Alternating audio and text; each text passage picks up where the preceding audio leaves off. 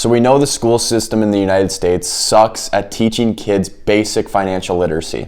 This puts the burden on parents to teach their kids everything they know about money. But therein lies the problem. If the parents were never taught how to handle money properly, how are they going to teach the kids how to handle money properly? And that's where this video comes in. I'm gonna start making a series about all the basic financial tips that honestly I didn't even know, but I'm gonna sit down and do the research, find all the answers to these basic financial questions, and then pass them forward to you in a nice series of videos. So if that's what you're looking for, keep on watching. Okay, getting on into it. Let's say that you turned 18 and you opened up your first bank account and you're asked whether or not you want to open up a checking account or a savings account or both, but what actually is a checking account? What actually is a savings account? What's the difference? What can each one of those do? I had no idea, but now I do, and this is what it is. A checking account is typically going to be your spending account. So if you're going to purchase something, whether that be through a debit card or a credit card, you're going to have that money within the checking account and have the credit card or the debit card pull money from that account. And then a savings account, as the name implies, is an account used to store extra money while you're saving, whether that be an emergency fund where you're just keeping money there as a liquid form in case you need it, or like a sinking fund where you're saving up to make a bigger purchase. I think it's a good idea to have both a checking and a savings account because each of them have slightly different features that you can use to maximize where your money is. And on top of that, now that everything's online, you can easily transfer money between the checking and savings just with a couple clicks of a button. The features that make a checking account different from a savings account are it's the only way to have paper checks. If you're gonna write that, it's gonna have to come out of your checking account, hence the name checking account. 2, it's the only way you can use a debit card. It has to come from a checking account.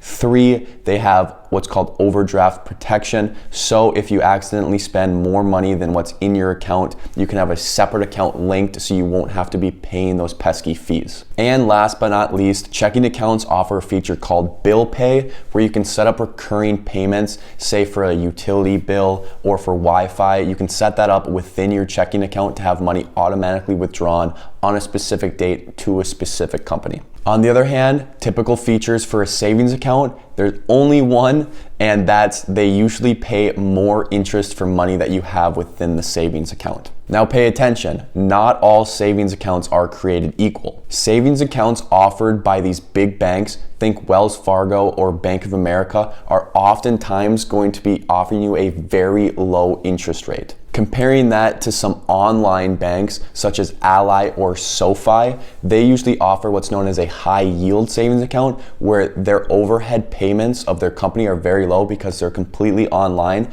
So they pass that savings on to you, the consumer, in the form of a higher payment on your savings account. And this could make a big difference. I had my old savings account through Affinity Plus Credit Union, and they were offering me a 0.1% on my savings account. And then I switched over to Ally Bank, and they offered me a 4.25% interest on my savings account, which is crazy how big of a difference that is. So if you have your money in one of these bigger banks offering you a very low yield on your savings account, consider switching banks to take advantage of that higher interest rate. The way my bank accounts work is I have my direct deposit through my job come directly into my checkings account. And then I always have $1,000 in my checking account at all times. So at the end of the month when credit card bills come and money goes out of my checking account, I always bring money from my savings account back in to get my checking account back to $1,000. And then what's ever left after my checking account's at $1,000, I transfer over to my savings account to get that high yield interest. You can set your own number though in your checking account. It doesn't have to be $1,000. Just make sure you have, however, the most amount of money you're gonna spend in a month, have that covered in your checking account at all times. And then whatever money you have left over that, always put that in a savings account because you want to be taking advantage of that interest. I also like having a checking and savings account be separate because having all of your money come in and out of your checking account makes it very easy to track exactly where your money's coming and going because you can look just at one account and you don't have to go fishing through 6 or 7 different accounts to see where all your money is.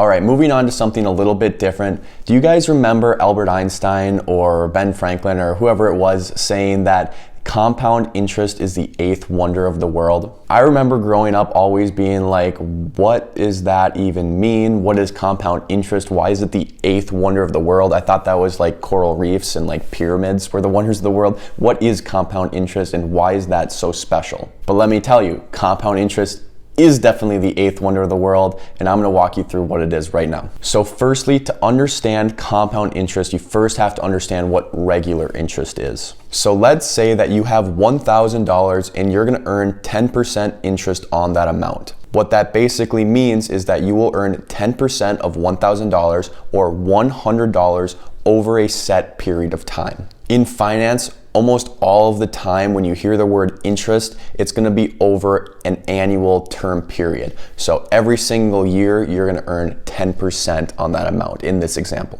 So after year one, you would have $1,100.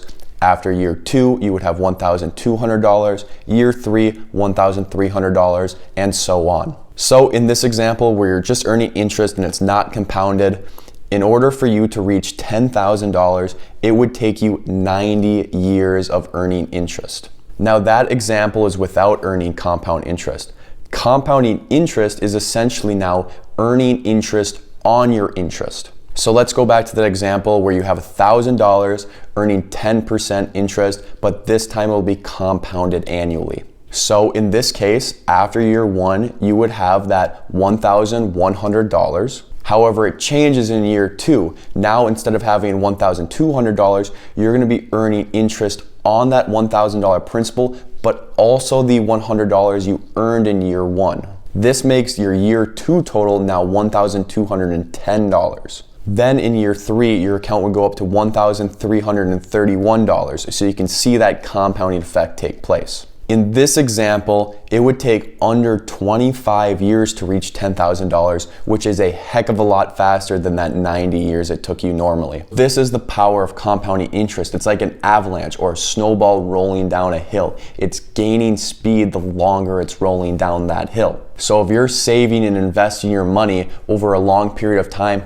eventually it's gonna hit a point where your money will actually be earning more than you can actually contribute yourself. Just think of this, and this blew my mind. If you have $1 million in an account and it earns 10% interest per year, which is totally standard, and honestly the S&P 500 outperforms 10%, it's like closer to 11 or 12, you're gonna be earning $100,000 every single year, just from 10% of $1 million. So if you can get an account to $1 million, you're making a lot of money per year. Okay, and then for our last tip of the day, I wanted to go over what is a credit card, how it works, and what's the difference between a credit card and a debit card. I think the lack of credit card knowledge in America is literally the reason why there's so much credit card debt, because people don't understand the power credit cards have and how that can turn on you super fast and cause you so much financial headache if you use them incorrectly. So let's start with the basics.